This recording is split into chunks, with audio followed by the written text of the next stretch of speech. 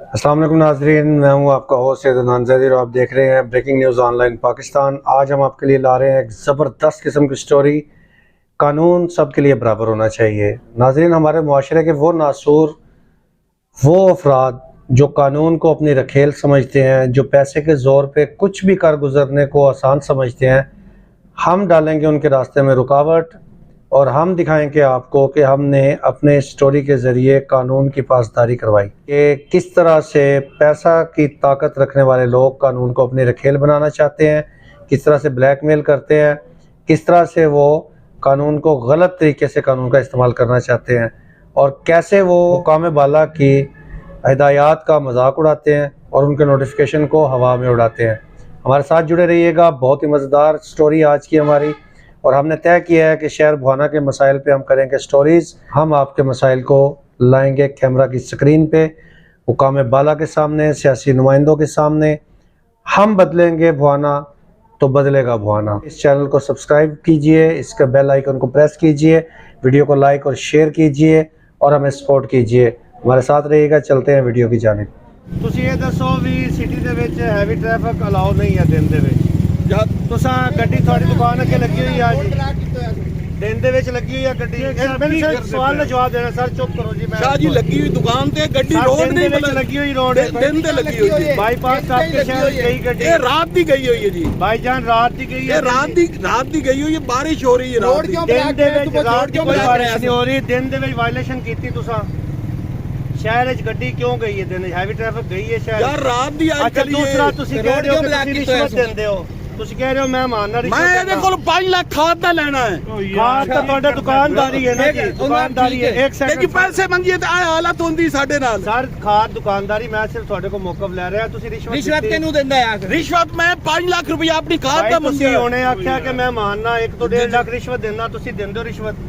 ਮੈਂ 5 ਲੱਖ ਆਪਣੀ ਖਾਦ ਦਾ ਲੈਣਾ। ਮੈਂ ਮੈਂ ਕਿਹਨੂੰ ਦਿੰਦਾ ਹੈ? ਦੱਸ ਨਾ, ਬੱਗੀ ਦਾੜੀ ਦੱਸ ਕਿਹਨੂੰ ਰਿਸ਼ਵਤ ਦਿੰਦਾ ਹੈ? ਸਰ ਇੱਕ ਮਿੰਟ ਯਾਰ ਜੀ। ਤੂੰ ਮੈਂ ਬਸ ਦੋਨਾਂ ਦਾ ਕਰਕੇ ਬੋਲ ਮੈਨੂੰ। ਇੱਕ ਮਿੰਟ ਤਾਂ ਕਰਕੇ ਬੋਲ।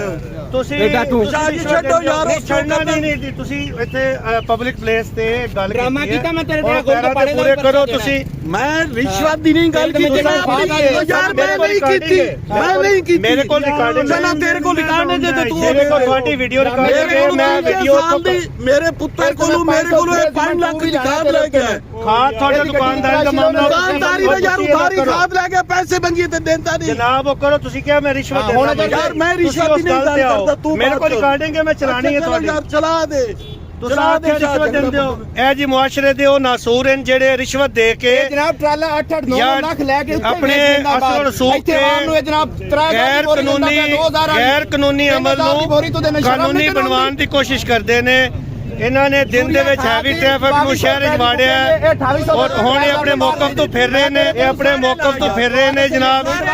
ਇਹ ਹੁਣ ਆਏ ਨੇ ਔਰ ਆਪਣੇ ਮੌਕਫ ਤੋਂ ਫਿਰ ਰਹੇ ਨੇ। ਇਹਨਾਂ ਨੇ ਆਖਿਆ ਮੈਂ 1.5 ਲੱਖ ਰੁਪਏ ਮਹੀਨੇ ਦੀ ਰਿਸ਼ਵਤ ਦੇਣਾ ਟ੍ਰੈਫਿਕ ਪੁਲਿਸ ਅਹਿਲਕਾਰਾਂ ਨੂੰ, ਜਦਕਿ ਉਹਦਾ ਇਹਨਾਂ ਕੋਲ ਹੁਣ ਜਦੋਂ ਪੁੱਛਿਆ ਗਿਆ ਤੇ ਉਸ ਤੋਂ ਮੁਕਰ ਗਏ ਨੇ। ਜਿਹੜਾ ਆਪਣਾ ਟ੍ਰੈਫਿਕ ਇੰਚਾਰਜ ਜਿਹੜੇ ਨੇ ਸਾਡੇ ਕੋਲ ਇੱਥੇ, ਇਹਨਾਂ ਕੋਲ ਵੀ ਮੌਕਫ ਲੈ ਆਏਗੇ। ਸਰ 1 ਮਿੰਟ, ਤੁਹਾਡੇ ਤੇ ਐਲੀਗੇਸ਼ਨ ਲਾਇਆ ਹੈ ਇੱਥੇ ਖਾਦ ਡੀਲਰ ਸਾਹਮਣੇ ਕਿ ਤੁਹਾਨੂੰ ਉਹ ਮੇਰੇ ਤੇ ਸਾਬਿਤ ਰਿਸ਼ਵਤ ਦਿੰਦੇ। ਸਮਝ ਨਹੀਂ ਹੁੰਦੀ। ਜਦੋਂ ਇਹਨਾਂ ਨੂੰ ਕਹੀਦਾ ਵੀ ਰੋਡ ਖੁਲਵਾ ਦਿਓ, ਆ ਦੇਣਗੇ ਅਸੀਂ ਤੁਹਾਡੇ ਕੋਲ ਪੈਸੇ ਲੈਣੇ ਨੇ। ਇਸ ਤਰ੍ਹਾਂ ਕਰਕੇ ਵਰਟੀਕਲ ਲਾ ਕੇ ਇਹਨਾਂ ਨੇ ਸਾਰਾ ਰੋਡ ਬਲਾਕ ਕੀਤਾ ਹੋਇਆ।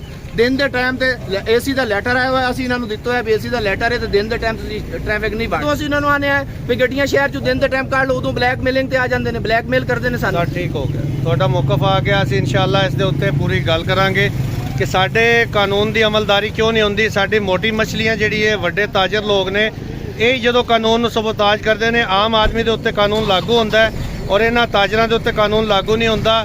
ਇਹ ਸਾਡਾ ਕਲਮੀ ਹੈ, ਪਾਕਿਸਤਾਨ ਦੀ ਤਬਾਹੀ ਦਾ ਕਲਮੀ ਹੈ। ਇਸੇ ਵਾਸਤੇ ਸਾਡੇ ਮੁਆਸ਼ਰੇ 'ਚ ਕਾਨੂੰਨ ਬਰਾਬਰ ਨਹੀਂ ਹੁੰਦਾ। ਵੀਡੀਓ ਨੂੰ ਵਾਇਰਲ ਕਰਨਾ ਹੈ, ਸ਼ੇਅਰ ਕਰਨਾ ਹੈ।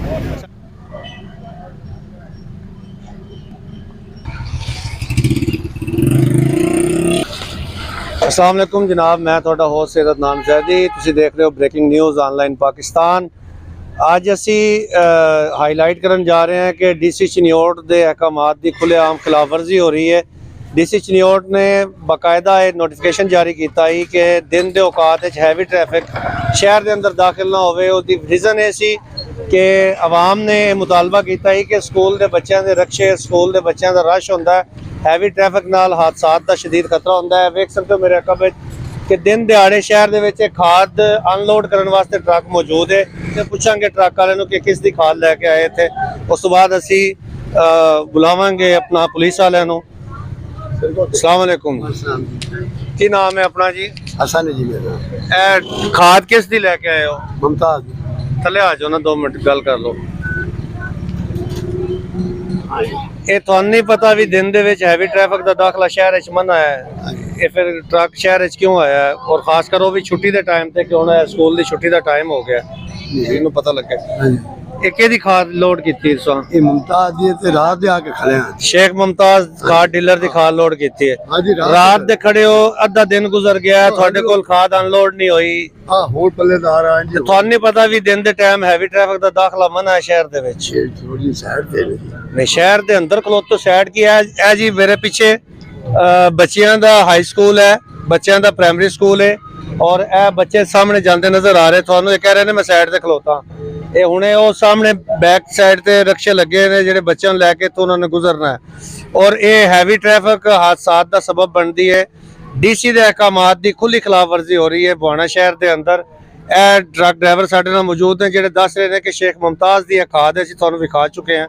ਇਹ ਖਾਦ ਵਾਲਾ ਟਰੱਕ ਸਾਡੇ ਨਾਲ ਖਲੋਤਾ ਹੈ ਬਿਲਕੁਲ, ਤੇ ਇਸ ਦਾ ਇਹਨਾਂ ਕੋਲ ਕੋਈ ਰੀਜ਼ਨ ਨਹੀਂ ਹੈ, ਸਿਰਫ ਬਹਾਨਾ ਬਣਾ ਰਹੇ ਨੇ ਕਿ ਅਸੀਂ ਰਾਤ ਨੂੰ ਇੱਥੇ ਆਏ ਹਾਂ, ਜਦਕਿ ਰਾਤ ਨੂੰ ਇੱਥੇ ਨਹੀਂ ਆਏ ਹਨ। मैं रात ਨੂੰ इसे रोड तो कितनी दफा गुजरिया रात ट्रक इतने नहीं सी मौजूद।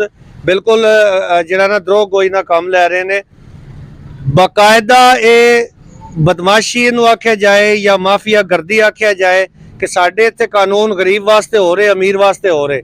गरीब बंदा थोड़ी जी भी कानून की खिलाफवर्जी करे तो फौरन पकड़े च आ जाता है।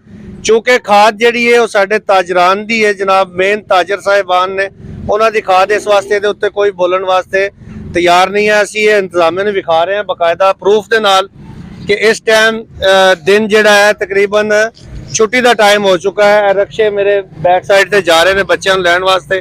ਇਹ ਸਰਵਿਸ ਰੋਡ ਹੈ ਬੁਆਣੇ ਦਾ, ਇਹ ਨਾਲ ਗੁਲਾਮ ਹੁਸੈਨ ਬਾਜਵਾ ਦਾ ਕਲੀਨਿਕ ਹੈ ਡਾਕਟਰ ਦਾ, ਠੀਕ ਹੈ। ਇਸ ਦੇ ਉੱਤੇ ਹੈਵੀ ਟ੍ਰੈਫਿਕ ਅਨਲੋਡ ਹੋ ਰਹੀ ਹੈ ਦਿਨ ਦੇ ਟਾਈਮ ਔਰ ਅਸੀਂ ਹੁਣੇ ਜਿਹੜੇ ਇਦਾਰੇ ਨੇ ਇਹਨੂੰ ਕੰਟਰੋਲ ਕਰਨ ਵਾਲੇ ਟ੍ਰੈਫਿਕ ਪੁਲਿਸ ਵਾਲੇ ਉਹਨਾਂ ਨੂੰ ਵੀ ਬੁਲਾਵਾਂਗੇ और ये असी इन्हों इंशाअल्लाह विखावांगे, कैमरे किरदार तक पहुँचावांगे कि आइंदा इस चीज़ की खिलाफवर्जी ना हो। कानून की ट्रैफिक पुलिस इतने पहुँच गई है, हुण इन्हां दा जो भी करनगे कानूनी लिहाज नाल। अस्सलाम वालेकुम जी। ये दिन दे विच डीसी साहब दा बाकायदा नोटिफिकेशन मौजूद है कि हैवी ट्रैफिक का दाखला शहर बंद है। ये स्कूल का रोड है, 2 स्कूल इस नूं लगदे ने, रक्शे उस सामने खलोते ने बच्चों लैण वास्ते और ये दिन दिहाड़े इत्थे खाद अनलोड हो रही है। ਇਹਦੇ ਬਾਰੇ ਤੁਸੀਂ ਕੀ ਕਾਨੂੰਨੀ कार्रवाई करोगे? ये हमने दोनों साइडों से वैसे ऑलरेडी नाके तो लगाए हुए हैं, 0 पॉइंट से भी और पेंसरा मोड़ से भी, लेकिन ये जो काफ़ी जो नाइट के वक्त आ गए या अमीपुर रोड वाली साइड से ये उधर से एंट्रेंस हो जाती है और इनके खिलाफ हम कार्रवाई करते हैं। अभी इनको बंद करेंगे और इनके खिलाफ अगर हो सका तो इंशाल्लाह कानूनी कार्रवाई के साथ इनको FIR भी देंगे। साथ हैं वीडियो में हमारे साथ जुड़े रहिएगा। अभी यहाँ पे कानूनी कार्रवाई जो भी होगी आपके साथ हम शेयर करेंगे। वो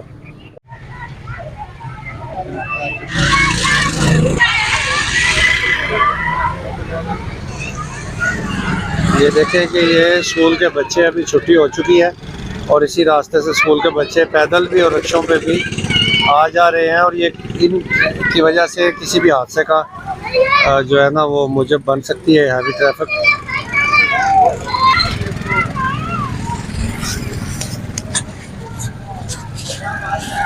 गाड़ी बंद कर दी है हमने थाना में जी,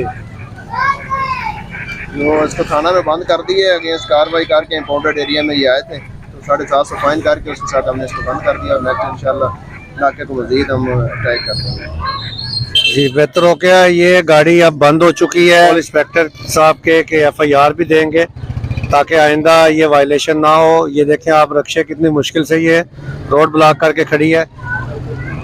अभी हमारी कॉल पे ट्रैफिक पुलिस इंस्पेक्टर ने इस गाड़ी को बंद किया, थाने लेके जा रहे हैं और इन पे चालान भी किया है।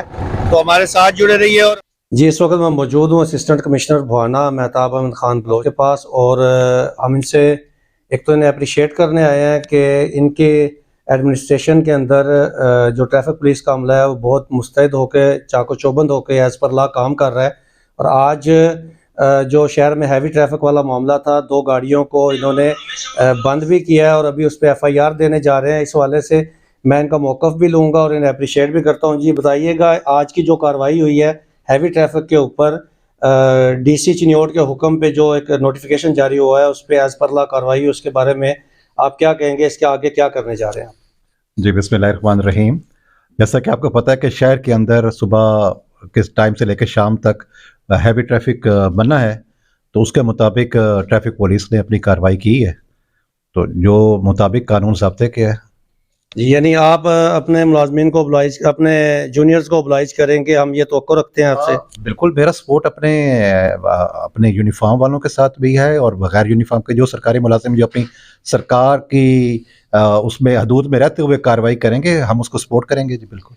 जी नाज़रीन, ये थी हमारी आज की स्टोरी और हम अपनी स्टोरी के एंड पे यकीनन वो FIRs की नकल ज़रूर लगाएंगे और हमारे साथ जुड़े रहिएगा। हमारे चैनल को सब्सक्राइब करें। जुर्म के ख़ात्मे के लिए जहाँ पे भी क्राइम होगा हम वहाँ पे पहुँचेंगे और उसको लाएंगे, स्क्रीन पे आपको दिखाएंगे। कैमरामैन टीम के साथ Adnan Zaidi, breaking news online Pakistan.